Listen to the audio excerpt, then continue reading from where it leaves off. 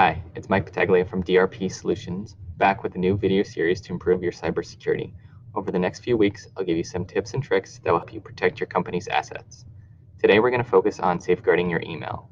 We all know you must be careful when opening links that are sent to us, especially when those messages come from unfamiliar sources. A good first step is to always examine the sender's address. However, a lesser known precaution you can take is to grab a sneak peek of the website link you plan on opening. It's super quick, since all you have to do is hover over the URL to see where that link is sending you. If it looks suspicious, then ignore the message and simply delete the email. Another huge security risk is sending private information over email. Please avoid sending private data over email where you can, but if you need to, make sure that the email is encrypted. In Outlook, you can accomplish this by going to Options, and then down to the Encrypt button. And you may have several choices here depending on how your IT company configured your Office 365 policy.